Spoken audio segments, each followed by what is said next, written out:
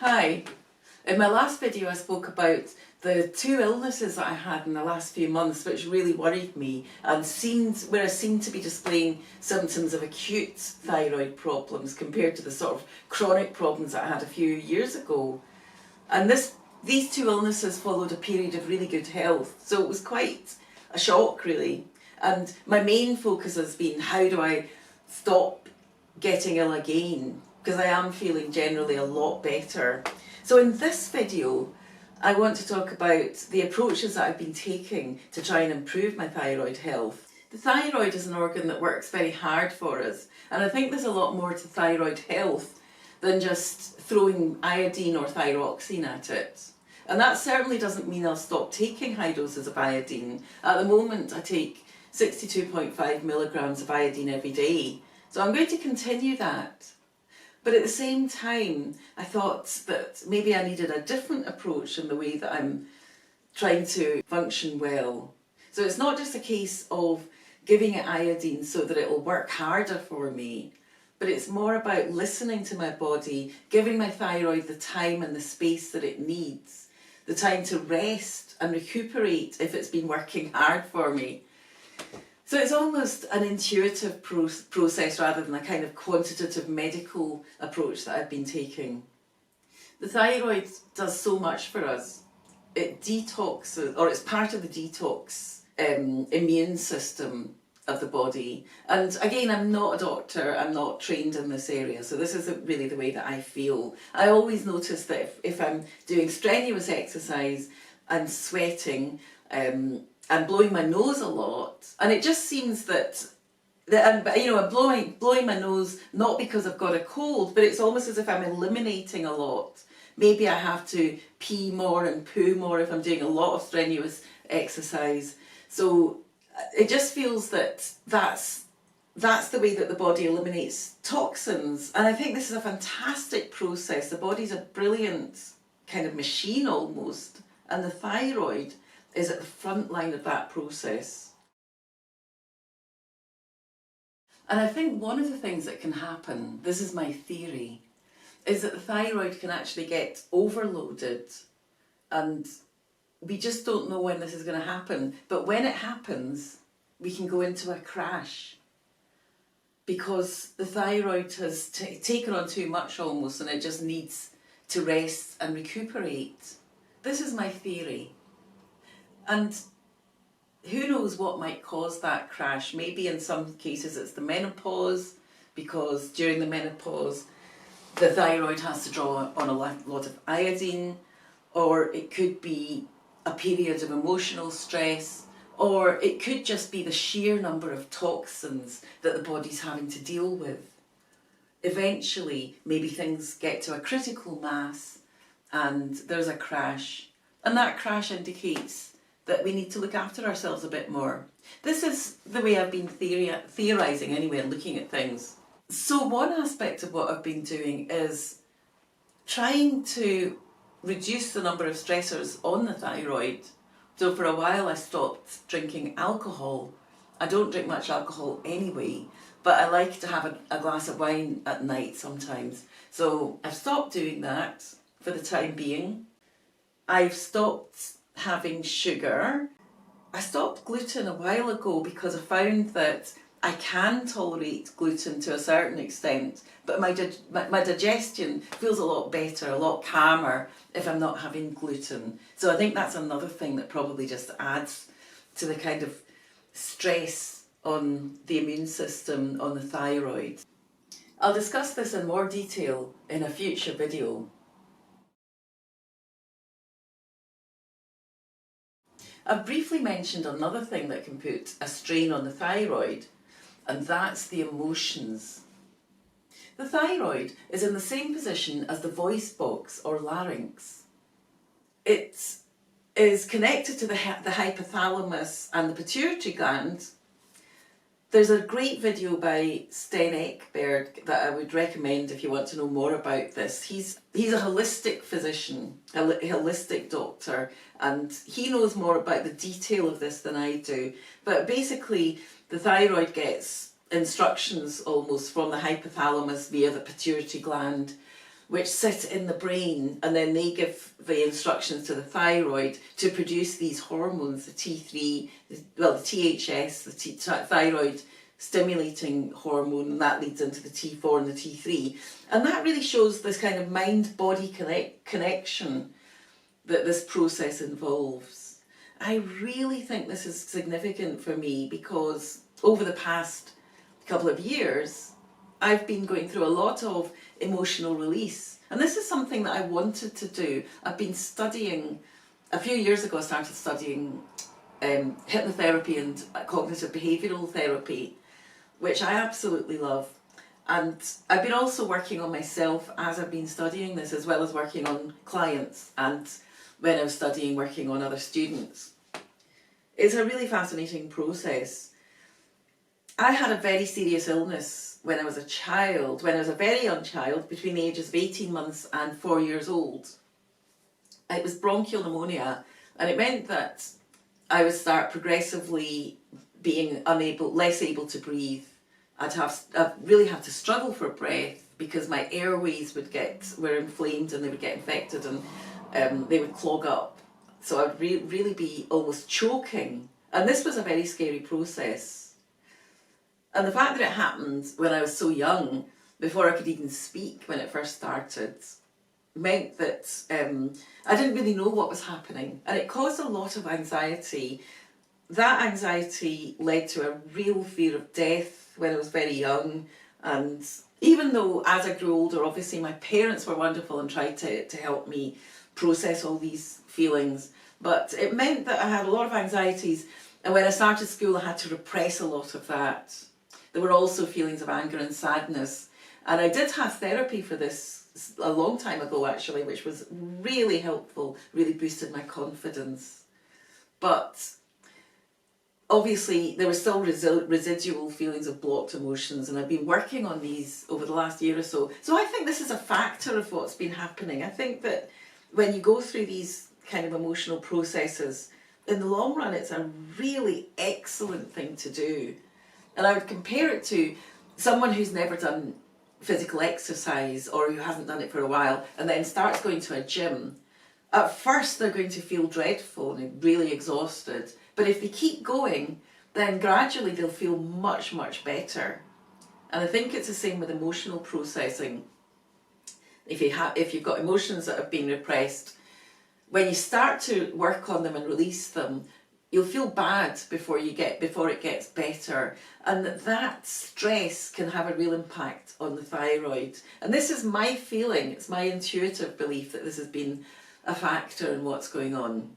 Partly because when I first started getting these illnesses, I did feel there was an emotional process as well, and towards the end of the second illness, I had a real nightmare that related to that period when I was sick, when I was a little child.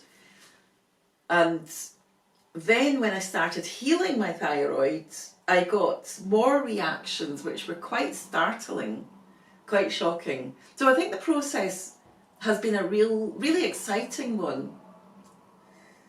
And it's produced some quite surprising results, mostly good, but some of them have been quite scary at the time.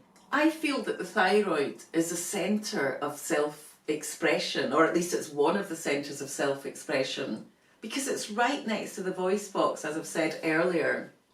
And it's interesting to note that when people are upset, when they feel that they're going to start crying, you often get a lump in your throat.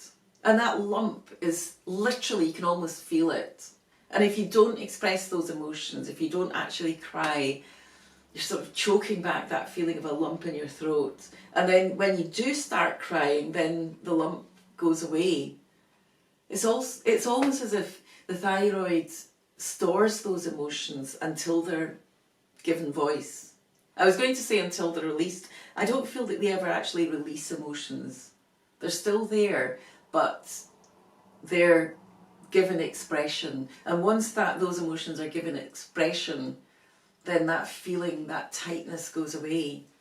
And it's fascinating to think of that. I mean, Hinduism sees the thyroid as, or this area, as the area of the fourth chakra. and that seems to be significant as well. So I've just been trying to take a more kind of nurturing and caring attitude to my thyroid, almost to give it some love, to give it space to operate freely and the rest that it needs. And the first thing I've been doing has been to look at my posture.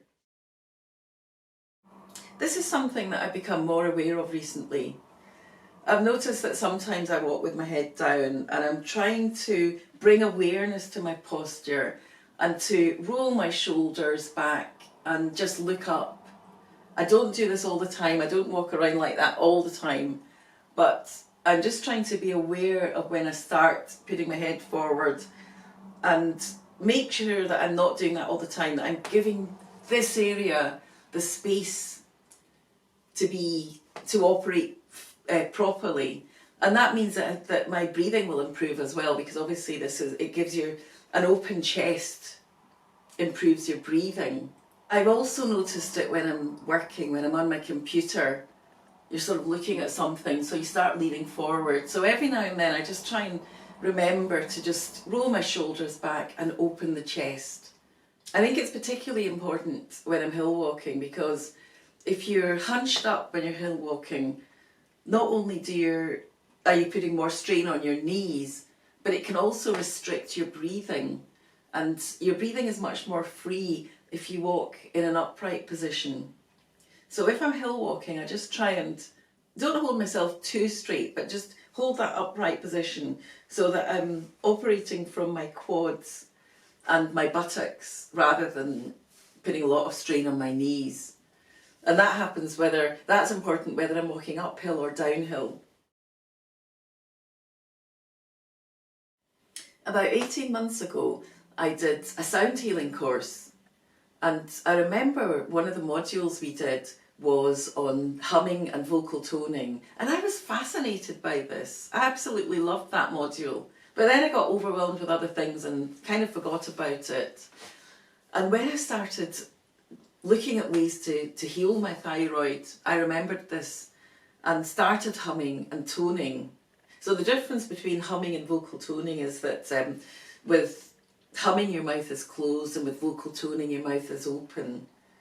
So there are sounds associated with different areas of the body. It doesn't mean that you have to be rigid and make those particular sounds, but it can be helpful.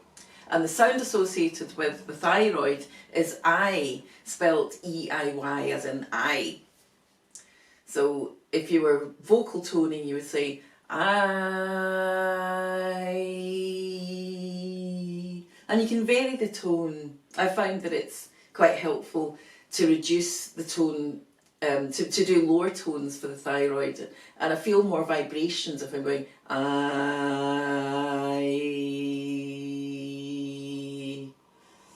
And also it helps if you try and vocalise from the diaphragm.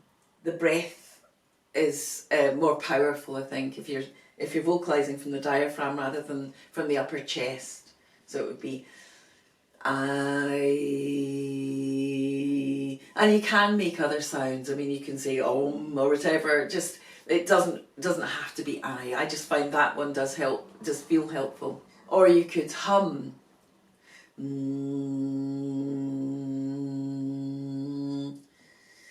So when I first started doing this, I was so enthusiastic about it that I just started humming or vocal toning all the time, as much as I could. And I was actually taking my car to the garage that day, so I was sitting in the car whenever there was traffic lights, I would start humming and eyeing and omming.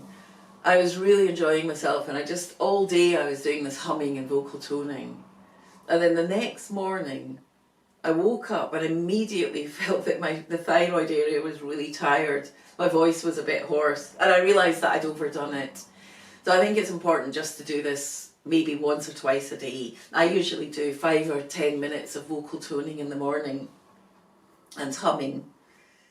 So there's one form of humming that's often done in yoga, and it's known as Brahmari breathing or bee breath. If you do it properly, you're meant to have the ears closed and the eyes closed, and even slightly slightly, the fingers over the nasal passages as well, but not completely. And the mouth closed, so you'd be doing...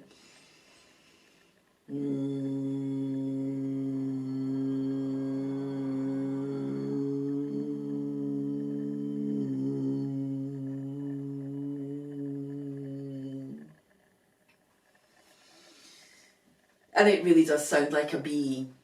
And I would strongly advise you, if you want to do this, to look up a yoga channel on YouTube, because I'm not a yoga practitioner and I may be doing it wrong. I find that it does help to close the ears at least. I don't always do the full position. I think it's just as helpful just to hum. In the morning I usually experiment with different types of vocal toning and humming, and I just do what feels right for this area, what feels good. And quite often as I'm doing it, I'll put my hand here so that I can feel how the vibrations are going through my thyroid. So it was when I started doing this bee breath, and I was looking it up online, the Brahmari pranayama, I can't remember exactly what it's called, that I discovered other yoga positions that are meant to be helpful for the thyroid. It's really interesting that these particular yoga positions, when I've Googled them or put them into a search on YouTube, the sites that have come up have been Indian channels. It seems that these yoga positions are more popular in the sort of more traditional Hindu practices than the yoga that you would get if you go to a yoga class here in the West. I'm based in the UK, and I've gone to several yoga classes over the years, and I haven't really come across these particular positions, but I did years ago when I first heard about yoga. I was a child, and that was in the 1970s, and there was suddenly this enthusiasm for yoga, for doing the lotus position, for standing on your head, for doing the shoulder stand, and doing the plough. I don't know why those particular positions aren't always done in, if you go to a class at a gym or something. I don't know why that is. Maybe it's because there's a higher risk of injury or something. I've been practicing about 5 or 6 yoga positions every morning, and it feels as if they're helping the thyroid. The first 2 I do are the plough and the shoulder stand, and those positions are kind of constricting for the thyroid, but it almost feels as if the thyroid's getting a bit of a massage. And it's really important when you start doing these positions that you don't rush to do the full pose or asana. It's really important just to take it very gradually, because at any position, at any time when you're doing this pose, it's going to be helpful for the thyroid. Even if you're only partially in the position, you don't have to do the full pose. Even now, when I do the plough pose, I can touch my toes on the ground, but I don't always do that. I just want to get that massaging feeling for my thyroid. And again, although I'm demonstrating this with these poses, I might not be doing them 100% correctly. So I would advise you to go to a practitioner online or in a class if you want to learn how to do the poses, and I put some links in the show notes. It takes me about 10 minutes to do these poses in the morning, so it doesn't take long. And as I've been looking into this and looking at more yoga sites, I've really become quite passionate about yoga, especially about the kind of traditional Hindu yoga. I really like the way that each asana or pose is done in great detail on these websites or channels, YouTube channels, rather than putting them together in a routine. So I do put my morning poses together in a routine, but I also look at specific asanas and really try and get them right and try and work out what the benefit is of each one. And it's opened up a whole new world. I came across a YouTube video called Cure Thyroid Problems Permanently in 4 Steps. And I couldn't resist checking it out. The advice seems to be based on yoga and Ayurveda, and it seems pretty harmless. So I've been doing this, I've been following its advice for the past few weeks, and I can't say whether it's helping or hindering, but I don't think it's doing me any harm, and I seem to be getting better. So The one thing I would say about it is that it doesn't really go into detail about the yoga breathing techniques that it gives. And I've actually looked some of them up online and tried to get a more detailed explanation of how to do them. In particular, there's one pose called the lion pose, which I'll discuss further in a few minutes, because that has been quite significant. But I feel that this video didn't give a very good explanation of how to do it. So when I started doing it, it was really hurting my throat, and I just stopped doing it. The other things it advises is to make up a kind of coriander tea, and I've been doing that every night and then drinking it every morning. I have no idea whether that's helpful or not, but I don't think it's been doing me any harm. It also suggests rubbing walnut oil on the thyroid, which seems to be very soothing, and it fits in with this kind of caring feeling that I want to give my thyroid some love and attention. So I've been doing that most evenings. So back to the lion pose. The reason I'm giving this special mention is because I found it really interesting. It seems an almost bizarre pose, you know, you're pretending to be a lion and you're roaring. And again, as I say, when I first started doing it, I wasn't doing it properly, and I was just kind of going, ah, and it was really sore on the thyroid throat area. So I just stopped doing it. And then I came across this description on Prajantji yoga channel, and I watched that. It gives a very detailed description.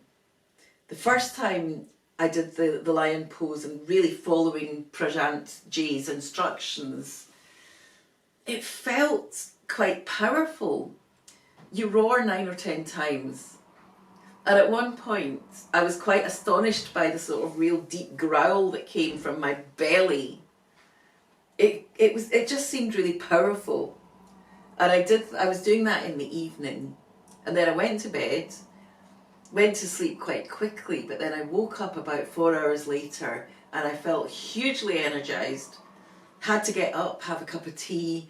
And it was also quite warm. I had to open my window, and it was about an hour before I could get back to sleep. And it was interesting because I don't usually get insomnia. I think most people who have hypothyroid effects don't get insomnia. But when I have had insomnia, it hasn't been so energized. I felt really full of energy in the middle of the night. And then I did go to sleep, and then slept for several hours afterwards and woke up feeling quite groggy. So I would advise you, if you're trying this lion pose and several other of these poses, they're quite powerful. So I always practice them in the morning. Since then, I have been doing the lion pose, and I think it seems to me like a very energizing pose. It's really interesting. It's described as a kriya. I think it's something that's meant to redirect the energies into a different way. It's meant to prepare you for meditation. And I think all of these more complex, advanced types of breathing yoga require a lot of study almost. Don't just rush into them. There's another one called, which is a banda or a lock, called Jalandhar Banda, which is meant to be very good for the thyroid area. And it involves a neck lock.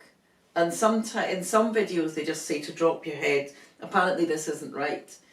You should do it properly. You should ideally be in the lotus position, and it's more of a sort of pronounced bend, which I'm working on. I haven't even got, I'm not really proficient at it yet.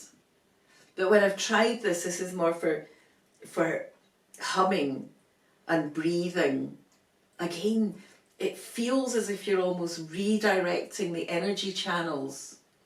And it's something that I really want to work on, because I just feel it's really helpful, especially if the thyroid problem is something to do with an autoimmune condition. It's more about the way the energy is directed, something that medical science hasn't even really given us a very clear answer on. So this is the kind of thing I've been working on just trying various things to see what works. And I found that yoga has been really helpful, really powerful effects on this area. And certainly my energies have been improving. I've been also taking my temperature. As I mentioned in the last video, I've been taking it rectally because I think that's a more accurate way to do it. And my temperature, my basal temperature, has definitely been increasing. It was quite low when I started taking it, and now it's up to about 36.6 to 36.8 C. Ideally, it will reach 37 C. And the other thing I've been doing, I went to see a sound healer, and the sound healer I visited was my teacher from when I did the course 18 months ago. I did this when I was really starting to feel better, but I was still having I felt vulnerable to having crashes if I did a lot of strenuous exercise. So I was doing a hill walk, and it was quite a gentle hill walk with a group. And this time I was trying to test my energies. I didn't want to rush back into doing a lot of strenuous exercise. So this was the first hill walk I'd done for a while, and I'd chosen one that was quite gentle. I'd also chosen to camp in a campsite the night before, and the reason for this was I didn't want to have to get up at the crack of dawn and then drive far, for hours to get to the hill walk. So the day before, I visited this sound healer, and I had a session that was about an hour or something, and she mainly used tuning forks. It felt lovely, it felt relaxing, had some interesting effects on my body, and after the session I knew that I had to take it easy. I had to drink a lot of water, and I didn't just get in the car and drive all the way. I stopped a couple of times, walked around a nice village, had something to eat. That night when I got to the campsite, it was very rainy. I was warm enough, I had a nice warm blanket as well as my sleeping bag, but the rain was pounding on my tent all night. And I did sleep quite well. I could have slept a bit better, but I woke up the next morning, took my temperature, and actually it was quite low, maybe not surprising. I was really worried. I needn't have worried because that day I was full of energy. I bounded up the hill. I was way ahead of my friends. It wasn't a race. And in fact, I was trying to hold myself back because one of my friends is quite ill, unfortunately. So I was having to really restrain myself from racing ahead because I felt full of energy, not just physically, but I was chatting non-stop. I was just talking, laughing. I had a great time. It was a lovely walk. In the end, I remember the last 10 minutes, I couldn't restrict myself anymore, and I got to I could see the summit of the hill, and I just raced up the hill and waited for my friends at the top. I'm not always that full of energy, but it was significant because I can't say whether it was due to the sound healing. It might have just been due to some other biochemical thing going on, but certainly the sound healing didn't do me any harm, and it interested me enough to have been. Ever since that, I've been using a tuning fork. So I bought this tuning fork when I was doing the course. I hadn't really used it very much, and I've got a couple of other tuning forks. This one is called a weighted fork, and it's got this rubber end, this rubber ball at the end, which means you can apply it to various parts of your body. So what I do is you activate it by hitting your palm, or you can also hit a rubber mallet like that, and it starts to vibrate, and then you can apply it to various parts of your body. This area is meant to relax the heart area, but you can apply it anywhere, and you can also apply it in an activating way to activate areas where you might think there are blockages, or you might apply it to places where you feel pain. It's a good thing to experiment with. So every morning I've been doing about 10 minutes of using this fork. I feel as if it has a kind of releasing effect. I feel that sometimes when I've been using it, I seem to have a slight dip in energies before my energies then start to come up again.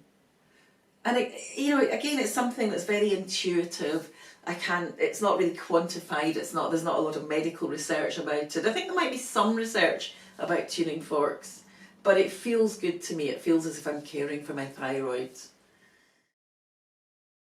So these are the kind of intuitive things I've been doing to try and apply some loving and nurturing to my thyroid. I do feel that they've been helping. I certainly feel as if my energies are on the mend. And the main thing that I'm still worried about is, what if?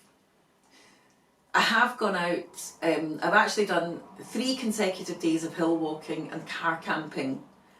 And during that time, I had a couple of dips in the sea in very cold weather, and which I do, it's the way that you wash when you're camping, really. And this was just because I love hill walking, but it was also a kind of test. I wanted to find out whether I would crash down again afterwards. So I kind of built it up slowly. I'd done a couple of other hill walks before I did that.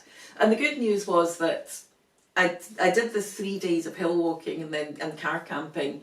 And for 3 days after that, my temperature was great, about 36.7 C. I felt fine. I felt really, really good. And after that, I had a really slight dip on the 4th day, but I don't think that was anything to do with the hill walking. I really feel that I'm on the mend.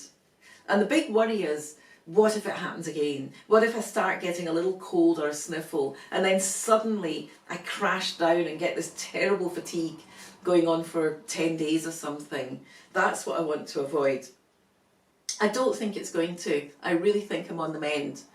But I have been doing some other things, including having a thyroid blood test. And I'm just going to talk about the other things I've been doing in the next video. Thanks for watching.